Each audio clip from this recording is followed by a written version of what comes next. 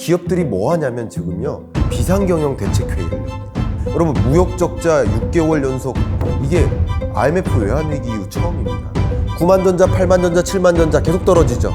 추격 매수하라, 떨어졌다, 바겐세일이다, 또 사라. 이게 맞는 말입니까? 왜 떨어질 때 사게 만드냐고요. 삼성전자가 잘못했습니까? 머니인사이드 구독자 여러분, 안녕하세요. 오랜만에 찾아뵈었습니다. 어제 어떤 문제를 풀었던 그 공식이 있다면 그 공식을 오늘 당면한 그 숙제를 해결하기 위해 대입하는 것이 아니라 오늘 전혀 달라진 숙제를 만나기 때문에 그 숙제를 해결하기 위한 다른 공식을 찾아야 된다. 이 변화 속에서 나는 어떻게 대응을 해야 될지 신중하게 좀 고민하실 수 있는 그런 계기가 되기를 바라겠습니다. 아직 여러분 지하실 안 온 겁니다. 경기 둔화입니다. 지금 위기 상황 아직 아닙니다. 위기는 23년에 올 겁니다. 그 위기 국면이라고 얘기를 하는데 그 위기는 20년에 경험했던 그거랑은 분위기가 완전히 달라요. 이렇게 V자로 침체됐다 돌아오는 그런 흐름이 아니라 L자형에 가깝다. 근데 L자인데도 이런 L자가 아니라 좀 꺼지는 L자. 이렇게 그림 그리시면 좋아요. 제가 여러분들께 얼마만큼 심각하다고 말씀드릴 수 있냐면 오늘 오는 길에 이제 발표된 정부의 대응 방안이 체한 펀드라고 해요. 기본적으로 금리가 너무 높고요. 기업들은 자금을 공여받기가 어려워요. 자금줄이 없습니다. 이게 옛날 말로는 이제 돈맥경화라는 표현을 많이 썼었어요. 기사에서. 그런 현상들이 나타나기 시작합니다. 이게 왜 그러냐면 기업의 구조를 보세요. 재무 구조. 가장 큰 그 재무 구조가 어떻게 생겼나요? 자기 자본과 타인 자본 이렇게 구성돼요. 자기 자본이 뭐죠? 주식이에요. 근데 여러분 잘 아시다시피 주가가 계속 떨어졌죠. 기업들은 기본적으로 자기 자본금이 줄어든 거라고 볼 수 있어요. 그러면 기본적으로 안정성이 떨어진다고 보는 거예요.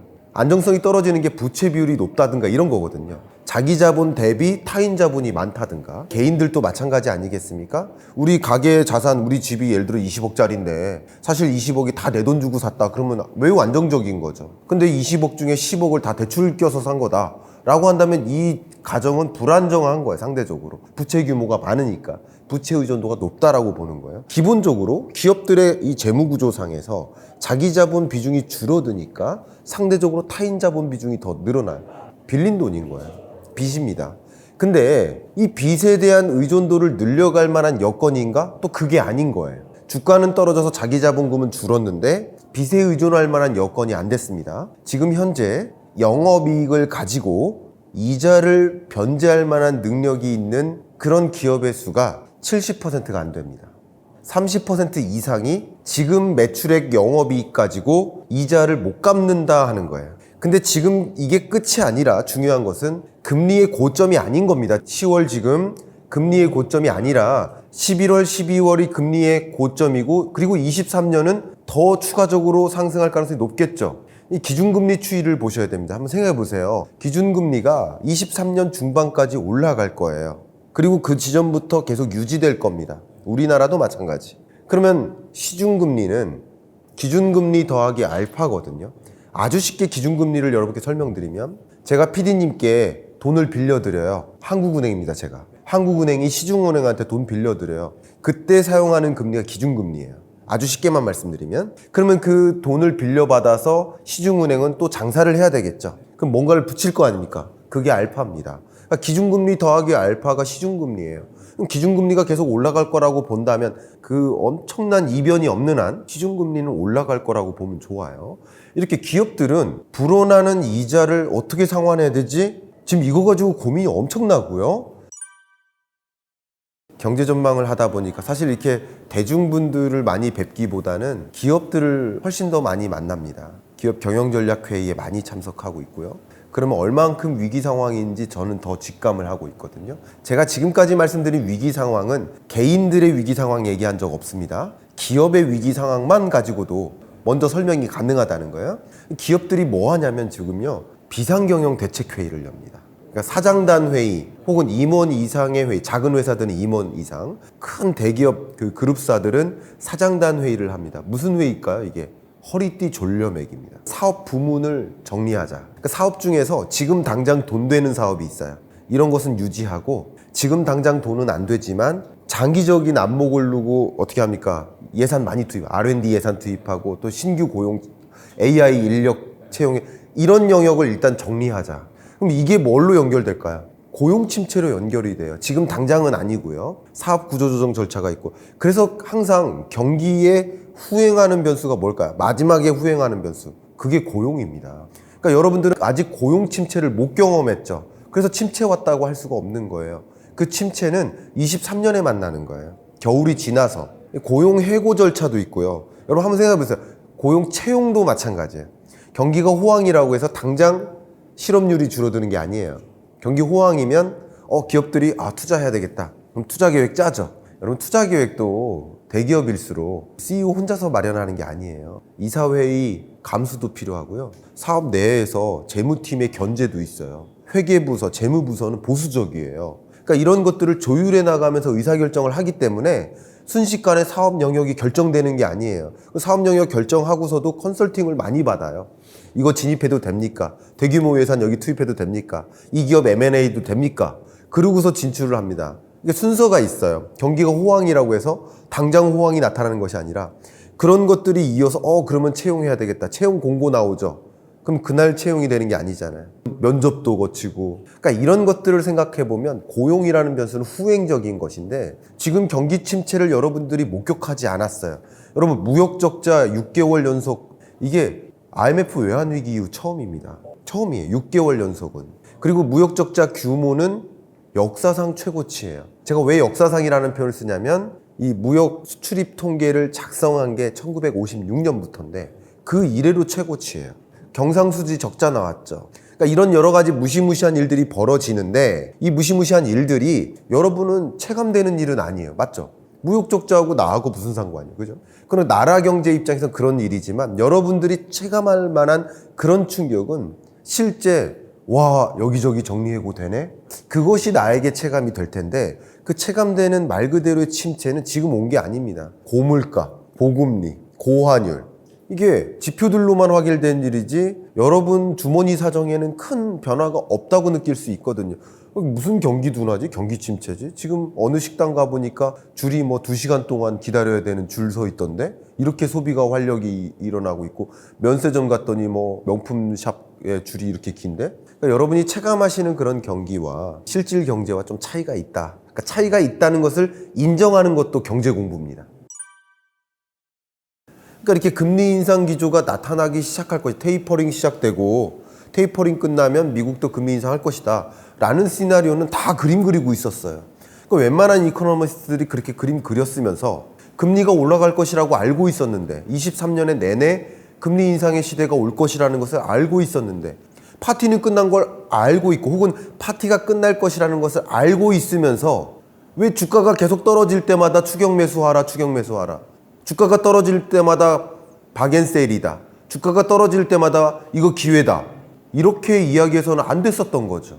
많은 사람들이 착각하기를 왜 내가 사면 떨어질까? 아니죠. 떨어질 때 산 거죠. 그리고 떨어질 때 사라고 조장한 사람들이 있는 거죠. 그런 문화가 잘못된 거죠. 국면을 이해하지 못한 거예요. 내가 지금 어디로 가고 있는지 모르고 있는 거예요. 코끼리 다리에 매달려가지고 코끼리가 그 내리막길로 횡단하고 있어요. 10여 마리가.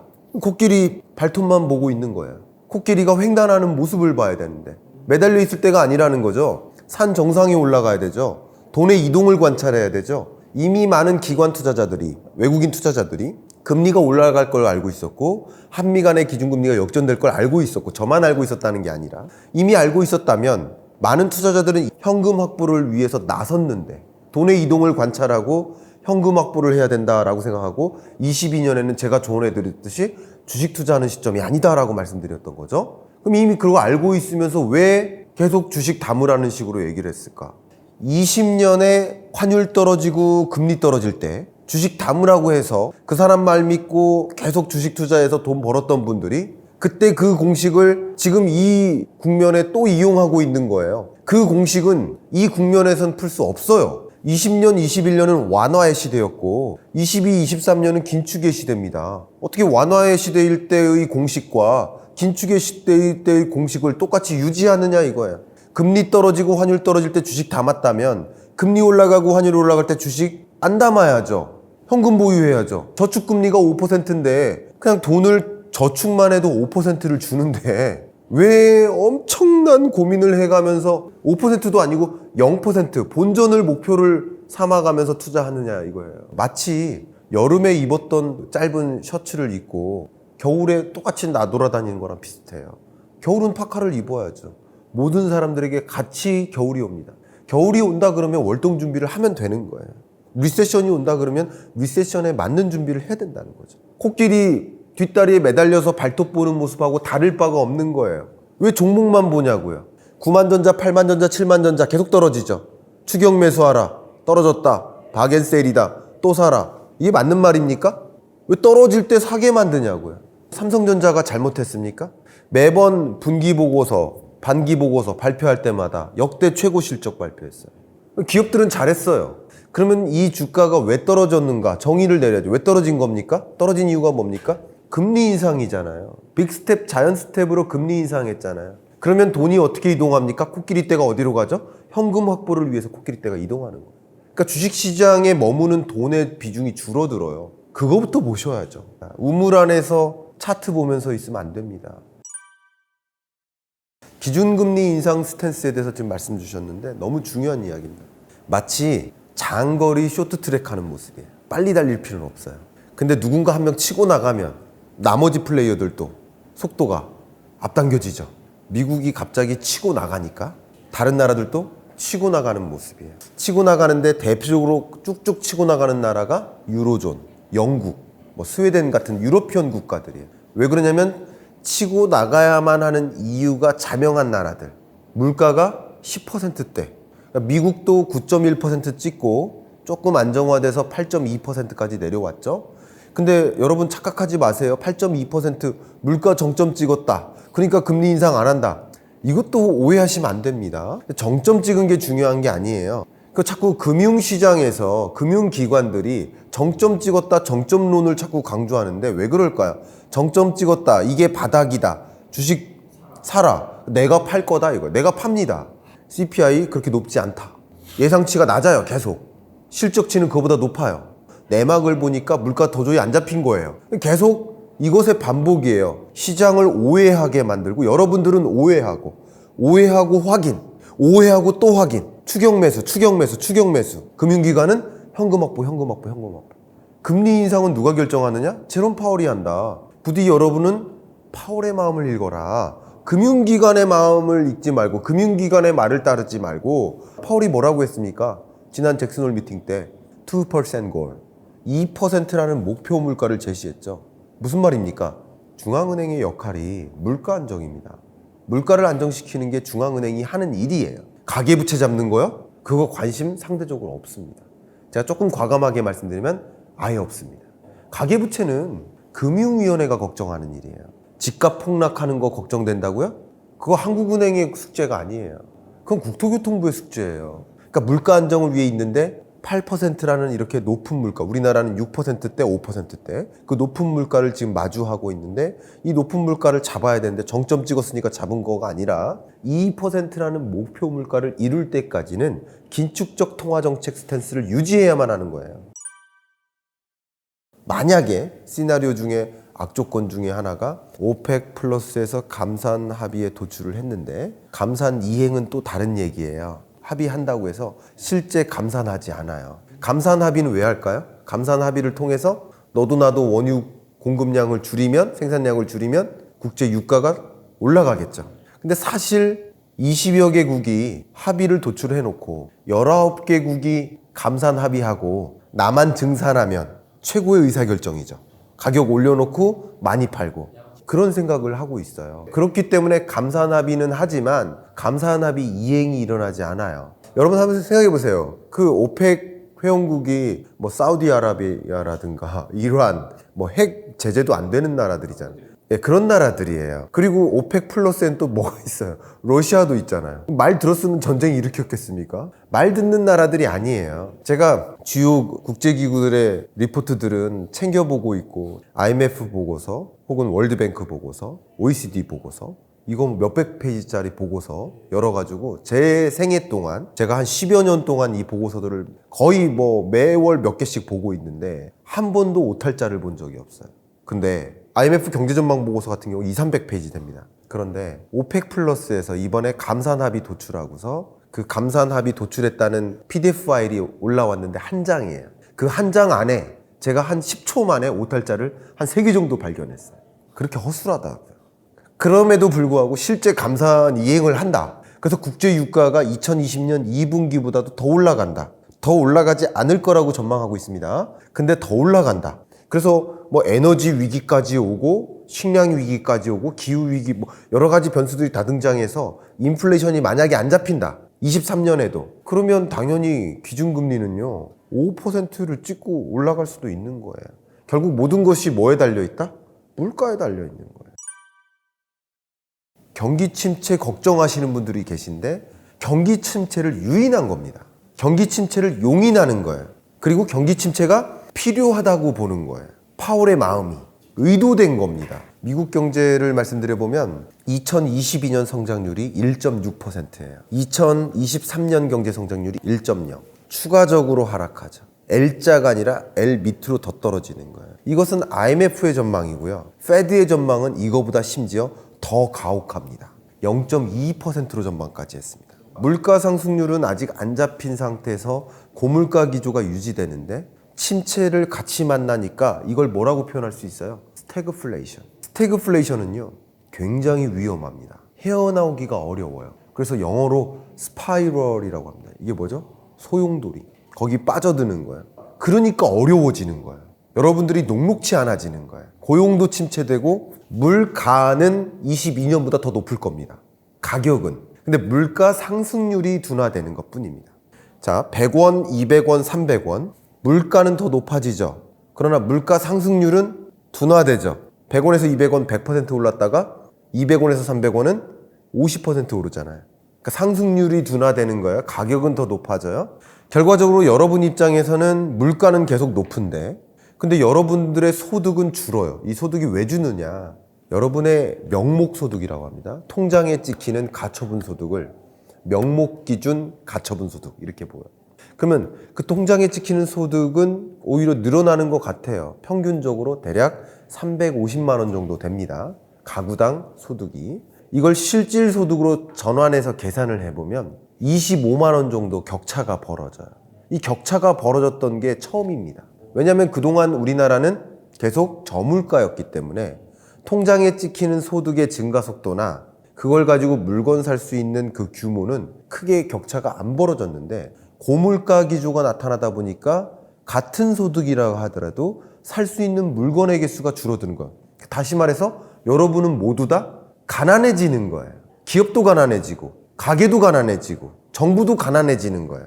세금이 덜 거치니까. 그게 리세션의 모습입니다. 근데 하물며 고용 침체와 그리고 고용 침체는 곧 명목소득 자체도 떨어뜨리는 일이에요. 350만 원가량에 해당되는 그 명목소득 자체도 이게 무슨 얘기냐? 10명 중에 예를 들어서 한 7명이 취업해 있어요. 그러면 평균 소득은 10명으로 나누는 거죠. 7명이 벌어들인 걸. 그죠? 근데 7명이 취업해 있다가 5명으로 줄어요. 여전히 나누는 건 10명으로 나눠야죠. 평균 소득은. 근데 벌어들이는 분자에 있는 소득은 5명이 벌어들인 거죠. 그러니까 평균 소득이 줄어드는 거예요. 고용 침체는 곧 평균 소득을 줄여요.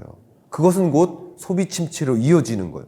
충분히 이해하시죠? 이런 현상이 우리나라만의 일이 아니라 세계적인 현상이 될 것이고 더 중요한 것은 글로벌 리세션이 역사상 왔었던 몇 번의 경험들이 있어요. 그 리세션의 기간을 이렇게 쭉 그림을 그려보면 PMI 지수가 떨어져요. 생산 규모가 주니까 PMI가 떨어져요. 근데 이 떨어지는 구간에서 이렇게 변곡점에 해당되는 떨어지는 지점이 제로예요, 제로. 그러니까 50이라는 점, 50 기준선. 그러니까 그 굳이 따지면 제로죠. 근데 50이라는 기준선 밑으로 PMI 지수가 떨어져요. 보통 글로벌 리세션이 찾아오면 대략 이 정도 기간 동안 그 T0로부터 마이너스 3 기간, 3분기, 그리고 플러스 3분기 이렇게 해본다면 이렇게 되는데 지금 우리는 이 T0 구간에 진입하지 않은 단계예요. 이해가시죠? 그러니까 다시 말하면 글로벌 리세션이라는 이 하강 국면에서 둔화를 지금 경험하고 있고 침체는 23년에 오는 것이죠. 이런 경로하에 우리가 놓여 있다. 세계 경제도 마찬가지입니다. 세계 경제 성장률도 평년 성장률을 밑돌아요. 그러니까 평년 성장률이 세계 경제 성장률 기준으로 3.5% 수준인데요. 3%가 안 됩니다. 2.7%예요. 그러니까 세계 경제가 둔화되는 거예요. 그러니까 어려운 국면에 진입하는 것은 정말 사실인 거고요. 지금 안도할 때가 아니라는 것을 좀 강조해서 말씀드리겠습니다.